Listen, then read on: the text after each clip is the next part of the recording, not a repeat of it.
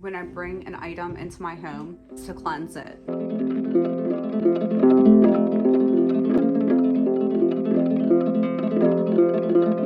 Whether you're cleansing it with soap and water, running it through the dishwasher, or cleansing it energetically, I typically cleanse my items whenever they come into the house. If I change the use of them, if they move from one altar to another, one room to another, one person to another, I like to cleanse them. And if I have time, I'll set a new intention. I am going to physically cleanse the items, and then I am going to energetically cleanse the items as well. One of my go-tos, quick cleansing spray, water, lavender essential oil, and rosemary. And similar to how I cook, I craft intuitively. So I just take a couple drops, put it in there. I go by a smell. I've actually added more to it as I've needed to. This one I just refilled with water, so I'm gonna show you how I add my oils in there. This is one of my bottles of lavender oil for a couple little drops. Because I'm not applying this to my skin, I'm not worried about measuring it. Some essential oils are strong enough that they can burn your skin if applied directly. Lavender is one of those, and peppermint this time, freshen things up. It's getting cold again. I use that a lot in the winter, but some bergamot energizes.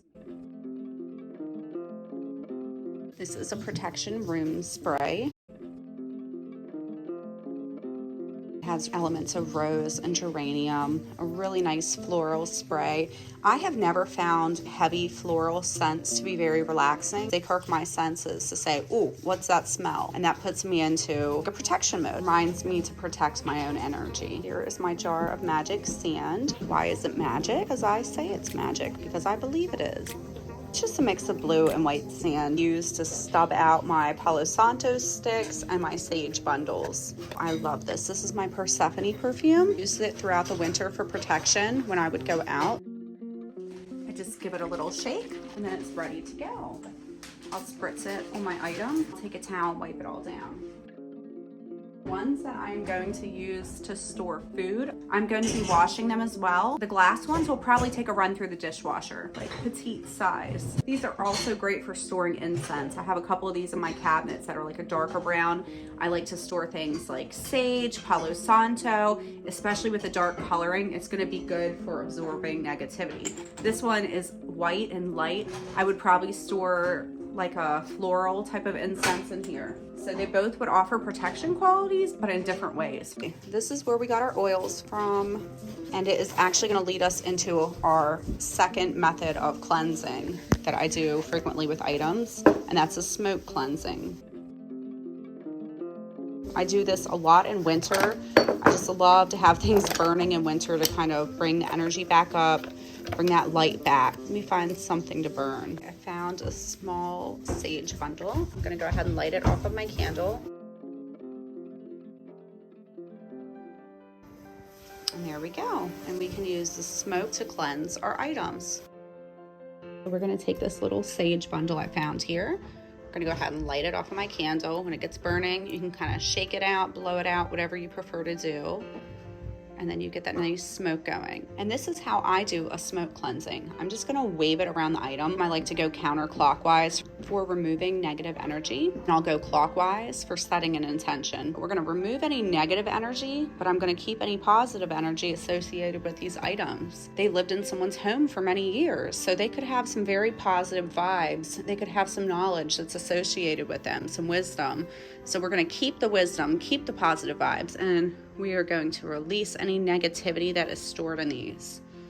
Any type of negative energy is going to be released. This is a very potent method of cleansing. So for me, your spray is going to be like level 1, whereas a smoke cleansing is going to go to like level 2.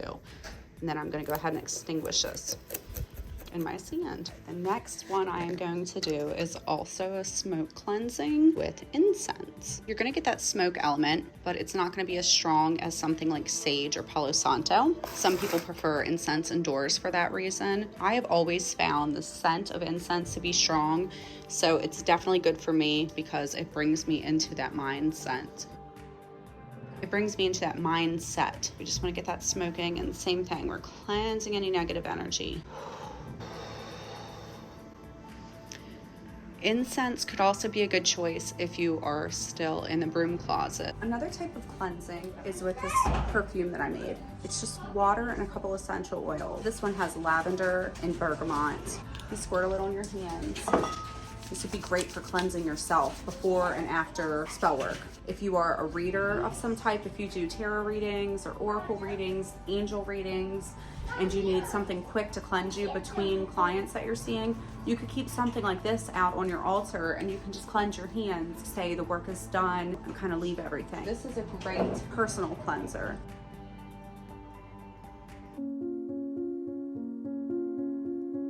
In my own experience, romantic love can be one of the most powerful emotions. It can definitely add an element of protection or a power boost to any of your rituals, if you feel that same way. And I'm going to show you how to do that now. So I have my dried rose petals. And these would be great to cleanse all my floral items.